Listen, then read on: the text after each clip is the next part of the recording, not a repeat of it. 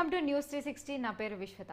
ఇక డీటెయిల్స్ చూస్తే హర్యానా జమ్మూ కాశ్మీర్ అసెంబ్లీ ఎన్నికల కౌంటింగ్ కొనసాగుతోంది. హర్యానాలో తొలి రౌండ్లో పూర్తి లీడ్లో ఉన్న కాంగ్రెస్ ఆ తర్వాత వెనుకపడిపోయింది. బీజేపీ లీడ్లోకి వచ్చింది. హర్యానాలో మొత్తం 90 నియోజకవర్గాలుండగా అధికారానికి 46 సీట్లు అవసరం ఉంటుంది. ప్రస్తుతం బీజేపీకి 46 సీట్లలో, కాంగ్రెస్ 40 సీట్లలో ఆధిక్యంలో ఉన్నాయి. ఆప్ అన్ని స్థానాల్లో వెనుకబడి ఉంది.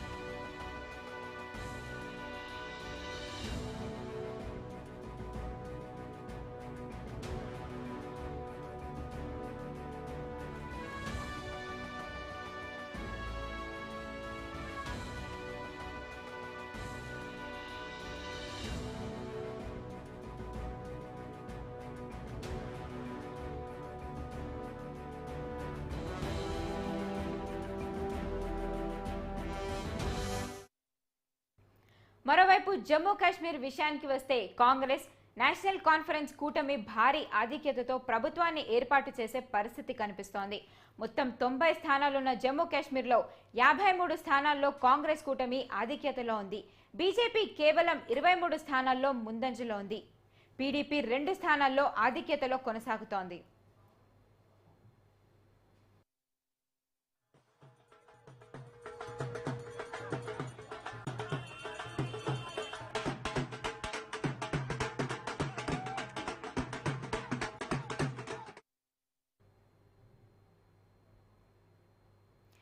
ఇదే అంశానికి సంబంధించి పూర్తి డీటెయిల్స్ మా ఇన్పుట్ ఎడిటర్ రాజమౌళి లైవ్ లో అందిస్తారు. Rajamouli, over to you. Vaishnavi, మొత్తం మీద హర్యానాతో పాటు జమ్మూ కాశ్మీర్ 2 రాష్ట్రాల్లో జరుగుతున్నటువంటి హోరా ఎలక్షన్ కౌంటింగ్ మాత్రం ఉత్కంఠగా ఎదురు చూస్తున్నామని చెప్పచ్చు. నువ్వా నేనా అని కాంగ్రెస్ వర్సెస్ బీజేపీ, నువ్వా నేనా అనేది మొత్తం మీద ఒక హెచ్చుతగ్గులతోటి పడుతుందని ఉదయం నుండి కూడా మనం చూస్తున్నాం. ఎందుకంటే ఉదయం నుంచి కూడా హర్యానా లోపల కాంగ్రెస్ హవా ఎగ్జిట్ పోల్తో పాటు అన్నిటి కూడా మేమే ముందుంటాం అంటే 3వ రౌండ్ వరకు కూడా నుండి 4వ రౌండ్ వరకు కూడా మేమే ముందున్నాం అన్నట్టు కూడా హర్యానాలో కాంగ్రెస్ పార్టీకి సంబంధించి లీడ్లో వచ్చింది. లీడ్లో 48 వరకు వచ్చింది. 45 నుంచి 52, 57 వరకు వచ్చింది. ఈ నేపథ్యంలోనే సంబరాలు అంబరాన్ని అంటాయి. ఏఐసిసి ఆఫీస్ ముందట కూడా కాంగ్రెస్ శ్రేణులు బాణసంచారం వేసి డప్పు వాయిద్యాలతోటి హంగామా చేశారు. ఈ నేపథ్యంలోనే ఒక్కసారిగా చూస్తే హర్యానా లోపల హెచ్చు తగ్గులు అయిపోయాయి. ఒక్కసారిగా మన 5వ రౌండ్ నుంచి 8వ రౌండ్ వరకు, అంటే 5వ రౌండ్ నుంచి 6వ రౌండ్, 7వ రౌండ్, 8వ రౌండ్ వరకు కూడా చూస్తే ఈ నేపథ్యంలో ఒక్కసారిగా ఇక్కడ బీజేపీ పార్టీ ముందంజలో ఉంది. 47 వరకు కూడా చేరుకుంది. ఇక 35 వరకు మాత్రం, అంటే 49 బీజేపీ ఉండగా 35 వరకు మాత్రం కాంగ్రెస్ పడిపోయింది. ఈ గ్రాఫ్ అక్కడ చూస్తే మాత్రం అంటే ముందు నుంచి వెనుక అనుకున్నది ఒకటి అయింది ఒకటి అనే రీతిలో ఉంది. ఇక ఏదైతే బీజేపీ హవా మాత్రం కొనసాగుతుంది అని చెప్పొచ్చు. ఎందుకంటే లీడ్లో మాత్రం ఇప్పటికే సుమారుగా ఉన్నటువంటి అంజలోపల ఒక్కసారి బీజేపీ గ్రాఫ్ పెరిగింది అక్కడ హర్యానా లోపల చెప్పొచ్చు. ఇక ఏదైతే మనకు హర్యానా లోపల ముందు అనుకున్న రీతిలో అంటే కాంగ్రెస్ హవా పెరిగిన నేపథ్యంలో కాంగ్రెస్ నుంచి ఒక్కసారిగా బీజేపీ పెరగడం చేస్తే డప్పు వాయిద్యాలతోటి సంబరాలు చేసుకున్నారు అని ఒక్కసారిగా వెనుదిరిగారు, కొంత నీరసంగా ఉన్నారు అని చెప్పేసి అంటున్నారు. ఈ నేపథ్యంలోనే ఇక ఏదైతే జమ్మూ కాశ్మీర్కి వచ్చేసరికి మాత్రం ఇక్కడ కాంగ్రెస్ పార్టీ కంటే బీజేపీ హవా సాధిస్తుంది అని ముందు అనుకున్నారు.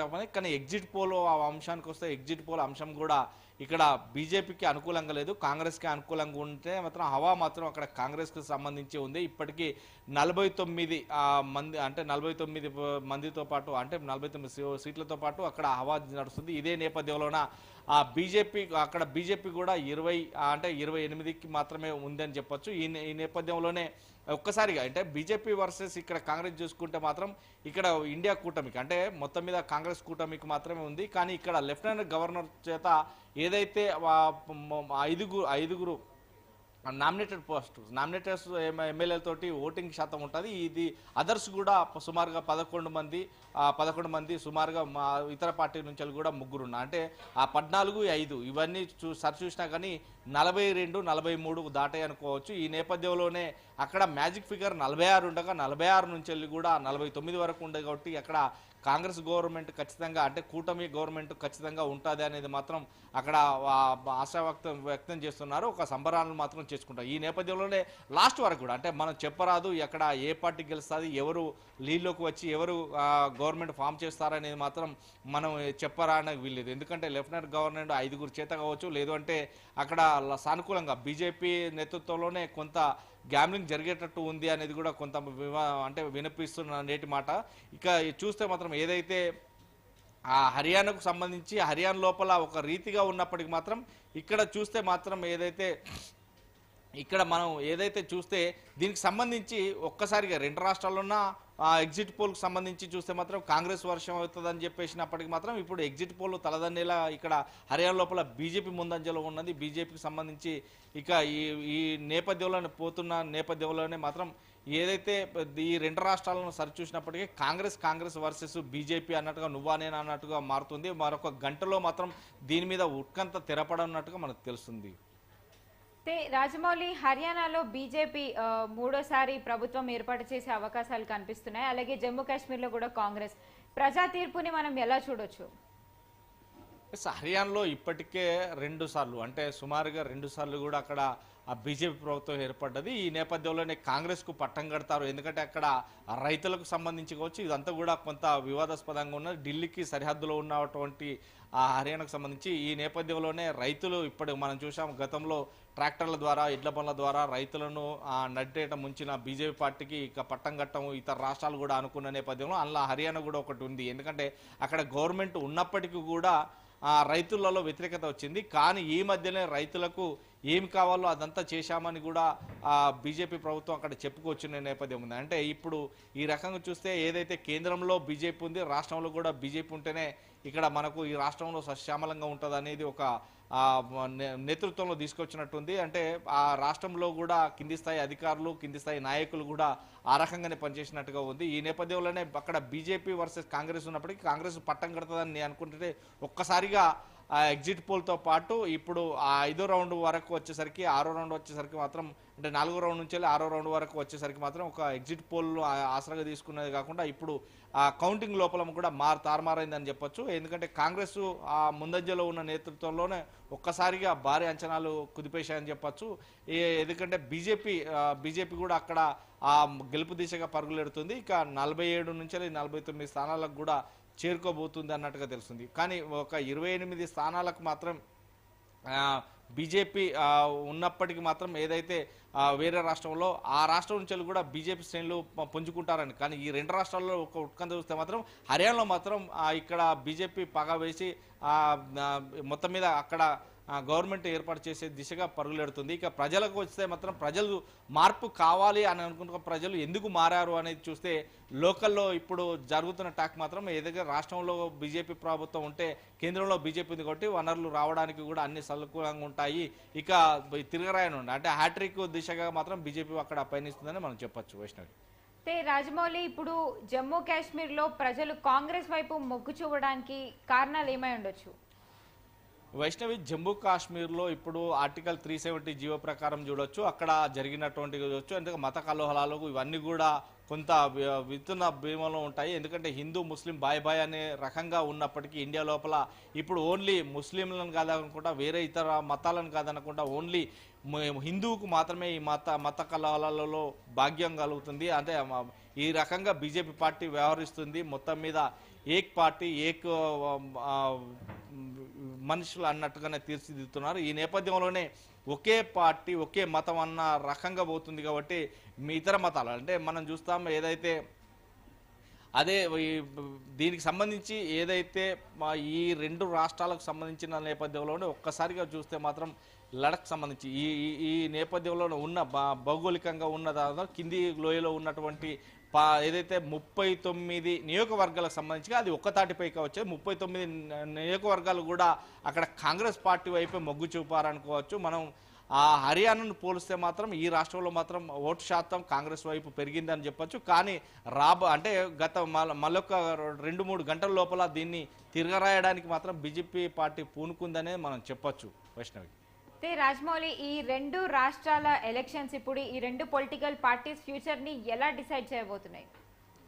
సో హర్యానా అండ్ జమ్మూ కాశ్మీర్ ఈ రెండు రాష్ట్రాల లోపల నువ్వా నేనా అనే హోరాతో అంటూ ఉన్నప్పటికీ మాత్రం ప్రజలు ముందస్తు అంటే పార్టీ మారాలి, ప్రభుత్వం మారాలి, ప్రజలకు కావాల్సింది ఏందో తెలుసుకోవాలి నాయకులు అనే వైపు ఉన్నప్పుడు హర్యానాతో పాటు ఈ రెండు రాష్ట్రాల్లో అంటే ఈ రెండు రాష్ట్రాల్లో ఒక్కసారి పార్టీ చేంజ్ చేసి ప్రభుత్వాన్ని చేంజ్ చేద్దాం అనుకుంటే మాత్రం ఇక్కడ రెండు రాష్ట్రాల్లో మాత్రం జమ్మూ కాశ్మీర్ మాత్రం కాంగ్రెస్ పార్టీ కైవసం చేసుకుంటుంది, హర్యానా మాత్రం బీజేపీ కైవసం చేసుకుంటుంది. ఈ నేపథ్యంలో చెరొక రాష్ట్రాన్ని చెరొక పార్టీ కైవసం చేసుకుంటుంది. ఇక జమ్మూ కాశ్మీర్లో మాత్రం ఇండియా కూటమికి సంబంధించి కూటమి గెలుస్తుంది అనేది మాత్రం అర్థమవుతుంది. ఈ నేపథ్యంలో వీళ్ళిద్దరు కూడా హోరాహోరన పోటీ జరుగుతుంది. ఈ నేపథ్యంలో మరొక గంటలో కూడా కొన్ని ఫలితాల మీద ఆధారపడి ఉంది. అసలు జమ్మూ కాశ్మీర్ను మనం ఇప్పుడప్పుడే చెప్పలేము, అక్కడ ఏ పార్టీ ముందుకు వస్తుంది, ఎవరికి పట్టం కడుతుంది అనేది మాత్రం కొంత వేచి చూడాల్సిన పరిస్థితి అనేది. ఇక హర్యానాకు వస్తే మాత్రం ఇక్కడ బీజేపీ పార్టీ కైవసం చేసుకుంటుంది అనేది మాత్రం స్పష్టంగా అర్థమవుతుంది వైష్ణవి. రాజమౌళి, ఎగ్జిట్ పోల్స్ కి పూర్తిగా భిన్నంగా ప్రస్తుతం రిజల్ట్స్ అయితే మనకి కనిపిస్తున్నాయి. సో దీన్ని ఎలా చూడొచ్చు? ఎస్ వైష్ణవి, ఎగ్జిట్ పోల్కు చూస్తే రెండు రాష్ట్రాల్లో కూడా బీజేపీ పరాకాష్టం ఖచ్చితంగా చవి చూస్తుంది. ఎందుకంటే ఇక్కడ కాంగ్రెస్ కూటమి అంటే హర్యానాలో కాంగ్రెస్ గెలుస్తుంది, అదేవిధంగా జమ్మూ కాశ్మీర్లో కాంగ్రెస్ కూటమి గెలుస్తుంది అనేది మాత్రం ఎగ్జిట్ పోల్లు సర్వే అంచనా వేసింది. ఈ రకంగానే ఎగ్జిట్ పోల్లు అంచనా ప్రకారమే 1, 2, 3 ఈ 3 రౌండ్లు కూడా కాంగ్రెస్ పార్టీ వైపే మొగ్గు చూపాయి. ప్రతి ఒక్కరు కూడా సంబరాలు అంబరాలు అంటాయని చెప్పొచ్చు. ఎందుకంటే వాళ్ళు ఒక కొత్త ఉత్సాహం రేగింది, ఇదే రకంగా ఉంది. కానీ 4వ రౌండ్ నుంచి చూస్తే మాత్రం ఏదైతే హర్యానాలో బీజేపీ హ్యాట్రిక్ దిశగా ముందుకు వెళ్తున్న నేపథ్యం ఉంది. ఈ నేపథ్యంలోనే జమ్మూ కాశ్మీర్ లోపల మాత్రం కాంగ్రెస్ను ఎవరు ధీటుకు చేయలేకపోయారని చెప్పొచ్చు. ఈ రెండు రాష్ట్రాలకు సంబంధించి చెరొక పార్టీ చెరొక రాష్ట్రాన్ని పంచుకుంటుంది అనేది మనం చూడొచ్చు. ఎగ్జిట్ పోల్లు అంచనాలు కూడా కొన్ని తారుమారాయి అనేది మాత్రం ఇప్పుడు మనం అర్థం చేసుకోవచ్చు వైష్ణవి. రాజమౌళి, కంప్లీట్ గా పూర్తి రిజల్ట్స్ మనకి ఎప్పటిలోగా వచ్చే అవకాశాలు ఉన్నాయి? వైష్ణవి, పూర్తి రిజల్ట్స్ మధ్యాహ్నం 2 తర్వాత అంటే 2 గంటల వరకు మాత్రం అందుతాయనేది ఒక అంచనా ఉంది. ఎందుకంటే జమ్మూ కాశ్మీర్కు సంబంధించి అప్పుడే చెప్పలేము. జమ్మూ కాశ్మీర్లో కొంత అంటే కింది భాగంలో ఉన్నటువంటి 39 నియోజకవర్గాలకు సంబంధించి కూడా అక్కడ ఒకే తాటిపైన ప్రజలు ఉన్నారు, ఒకే రకంగా ఉంది అక్కడ నడిచే దానిపైన. ఎందుకంటే అక్కడ ఏదైతే ఇండిపెండెంట్కి సంబంధించి అంటే ఇండిపెండెంట్ కొంత అభ్యర్థులు ఉన్నప్పటికీ 11 మందికి సంబంధించి వాళ్ళు ముందంజలో ఉన్నారు. వాళ్ళు ఎవరికి పట్టం కడతారు, వాళ్ళు ఎవరికి సపోర్ట్ చేస్తారు అనేది ఒక రకంగా ఉంది. ఇక నామినేటెడ్ ఎమ్మెల్యేలకు సంబంధించి 5గురిని లెఫ్టినెంట్ గవర్నర్ అంటే 5గురికి ఓటు శాతం ఇవ్వన్నారు. ఆ 5గురు కూడా ఎవరికి మద్దతు తెలుపుతారు అనేది మాత్రం విర్చువల్ పరిస్థితి ఇది. ఇదంతా కూడా మధ్యాహ్నం 2 వరకు ఒక తాటిపైకి వచ్చి పూర్తి రిజల్ట్ తెలుసుకునేలా ఉన్నదని మనకు అర్థమవుతుంది. రాజమౌళి, ఇప్పుడు జమ్మూ కాశ్మీర్ లో కాంగ్రెస్ పార్టీ ఇప్పుడు అధికారంలోకి వచ్చే అవకాశాలు అయితే కనిపిస్తున్నాయి. సో దీన్ని బట్టి చూస్తే కాంగ్రెస్ పార్టీ ఇంకా స్ట్రాంగ్ అయిందని అనుకోవచ్చా? ఎస్, ఎందుకంటే ఆర్టికల్ 70 ప్రకారం మాత్రమే జమ్మూ కాశ్మీర్కు సంబంధించి అనుబంధంగా విడగొట్టారనేది అప్పుడున్నది. కానీ ఇక మేమే ఎందుకంటే ఒక రాష్ట్రంకు ఒక ప్రతిపాదన ఇచ్చాము, ఇక ఏదైతే మగ్గిపోతున్న నేతలు ఒక భయభ్రాంతులకు గురవుతున్న నేపథ్యంలో స్వచ్ఛందంగా అభివృద్ధి చేసుకోవచ్చు, స్వచ్ఛందంగా వ్యాపారాలు చేసుకోవచ్చు, స్వచ్ఛందంగా బతకచ్చు అనేది బీజేపీ పార్టీ అప్పుడు చేసినటువంటి కార్యక్రమాలు. ఈ నేపథ్యంలోనే ఒక్కసారిగా బీజేపీ పార్టీ వైపు మొగ్గు చూపాల్సినటువంటి రాష్ట్రం మొత్తం కూడా ఒక్కసారి ఏదైతే ప్రతిపక్షంలో ఉన్నటువంటి పార్టీ కాంగ్రెస్ పార్టీకి పట్టం కట్టడం అనేది వాస్తవానికి కాంగ్రెస్ పుంజుకునేదే చెప్పొచ్చు. ఎందుకంటే హ్యాట్రిక్ సంబంధించి అయితే హర్యానాలో కూడా ఎక్కడ వెనుకబోలేదు, పార్టీ ముందంజలో ఉన్నట్టుగా కాంగ్రెస్ పార్టీకి సంబంధించిన నాయకులు మాత్రం సీనియర్లు కూడా చెప్తున్నారు. ఎందుకంటే లాస్ట్ మూమెంట్లో కూడా ఇది తారుమారు అవుతుంది, అక్కడ మేమే ఖచ్చితంగా గవర్నమెంట్ ఏర్పాటు చేస్తామనేది ఇప్పటి వరకు మనం విన్నమాట. ఈ నేపథ్యంలోనే ఈ రెండు రాష్ట్రాల్లో మాత్రం హోరాహోరీ జరుగుతుంది. ఇక ఏదైతే హర్యానాలో మాత్రం కొంత ఒడిదుడుకులు ఎదుర్కొన్న నేపథ్యం ఉంది. ఈ నేపథ్యంలోనే ఇప్పుడు హర్యానాతో పాటు ఇక్కడ కూడా కాంగ్రెస్ పార్టీ గెలుస్తున్న నేపథ్యంలో చెరొక పార్టీ చెరొక రాష్ట్రాన్ని సాధించుకుంటున్నట్టుగా మనం చెప్పొచ్చు. Thank you Rajamouli.